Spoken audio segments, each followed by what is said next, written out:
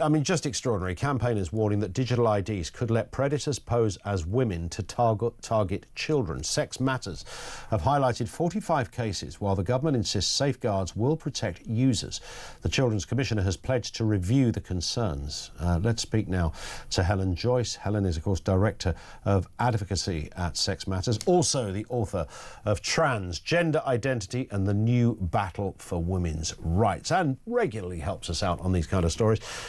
Afternoon to you, Helen. I mean, amazing work that you guys have done on this. Just put a bit more meat on the bones of what has happened here and what's the problem. Thank you. Sure. So this is the data bill, which has been passed. It's going to become law. And what it does is it digitises all the government sources of data about us, like DVLA, passports, NHS data. And those things are going to form the backbone of a new system whereby you'll be able to use apps to prove things about yourself. For example, if you're buying alcohol, to prove that you're old enough, if you're renting somewhere, to prove that you've got the right to rent, if you're working, that you're entitled to work, that sort of thing. So broadly speaking, a good idea, and no sharing of data without your permission. So privacy protecting. The trouble is that all these sources have been allowed to become corrupted on the subject of sex. You can change the sex that's recorded on your passport, your driving licence, your NHS records, just by writing a letter, basically. And the government knows this because we've made sure they know it, but they're still saying that there isn't a problem with information coming through this information gateway that it's called. You can see how this works if you want. You can download the Post Office Easy ID app, which is already a proof of concept. I've done this. I can show people me, use my thumbprint to show that it's me, and it says that I'm female.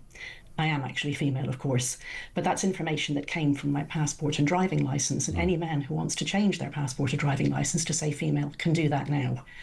So what we're saying is this is going to become a way with government backing to prove, inverted commas, that you are female, even when you're not. Yeah. Now, you could use your passport to do that now, but they'd be able to see your face and your name and your nationality on it. This is going to be a freestanding way, just on its own, to prove nothing about you except one thing, that you're female. And we think that'll make the crimes of catfishing much easier online. That's when you set up a fake identity to lure people, sometimes into sexual crimes, sometimes into blackmail. It's done to children. Children have been suicidal because of being, encouraged to do things they shouldn't by men who have presented themselves as women. And now they're going to be able to say, blue tick, government says I am a woman. And this is extraordinary because, of course, it sort of flies against the conclusion of the Supreme Court, where you might have thought that this, I call it a loophole, call it whatever, but you might have thought this would be addressed. And, the digital world is not an insignificant little side dish of life these days. It's the future of identity, of who we are, etc. So the idea, and you're absolutely right, your passport, you can call yourself a woman and get an F rather than an M on your driving licence or passport, but this would circumnavigate all of that, which seems utterly bizarre. I think the thing is, it's been happening for decades. It's been possible to change on these paper documents your sex for a long time, bureaucratically. And not many people have done that, but more and more have. And they're not even keeping track of it. We don't know how many people have done this. We reckon there's probably about 100,000 people who have changed their sex on at least one government form of ID. But that's just an informed guess. Nobody is keeping track of it. And those people could even change their sex on one piece of document and then not on another. Get two apps, be man one day and woman another day, go out in boy or girl mode, depending on what they want. And the government just isn't facing up to the fact that this problem happened before it came into power, but now it's landed on them to fix it. Yeah, 100%. And of course, just to compound what appears to be the ignoring of the Supreme Court, we now have this story today that Ofcom have said that broadcasters must air views that trans women are women.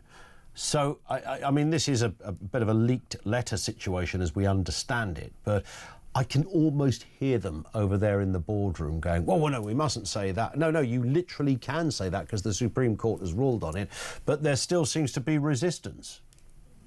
Absolutely, and there was no resistance the other way around. I mean, if they were just saying, look, it's not up to us to tell you what to say. If you want to say trans women are women, fill your boots. And if you want to tell the truth and say that trans women are men, we're not going to stop you. Yeah. But they don't seem to be saying that. They seem to be saying that you have to air the idea that they might be women.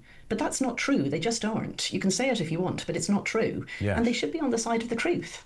Well, indeed, I mean, it's quite easy to work out, isn't it? It just seems to me that they were uncomfortable with the High Court, the Supreme Court decision. So in order to offset that and so they don't get too many complaints, they're now saying that if you're having an interview with somebody who calls themselves a trans woman, you must sort of at some point acknowledge that at least they think they're a woman, and therefore we can all go home and go to sleep at night knowing we've ticked every box. That's what appears to be going on here, rather than actually I think it's stating about pronouns. It's literally about pronouns. They're saying that you can't call a man who says he's a woman he. I just have. Yes. And nobody's head exploded, so it's obviously possible. But that's basically what they're saying, that you've got to say she, and that's the unbiased thing to do, whereas that's actually the biased thing to do, because it's not true. Because it's not true, as simple as that. And just in terms of the story we began with there, on this grim roller coaster that keeps on going, it seems, Helen, what are the government listening to your voice on this? Because I mean, what you're exposing here and highlighting is more than just a technicality. This has potentially incredibly serious implications. Well, I was pleased to see that the Prime Minister has just said that he expects everybody to implement the Supreme Court ruling. Now, it's 2.5 months since that ruling, and among the people who aren't implementing it are government departments. Yeah. They're saying that they're waiting for further guidance on what to do about their workplace toilets. But I mean, the law is the law. What the Supreme Court said is the law, and what it said was, if you're running a single-sex space, that means sex, not gender identity, not paperwork. We already know that. So, OK, are they going to listen to the Prime Minister? They didn't listen to the Supreme Court. Yeah. I hope so. Well, we'll watch this space. I know we're going to talk again, I'm sure, on this, Helen. Thank you for your time as ever. Helen Joyce, Director of Advocacy at Sex Matters.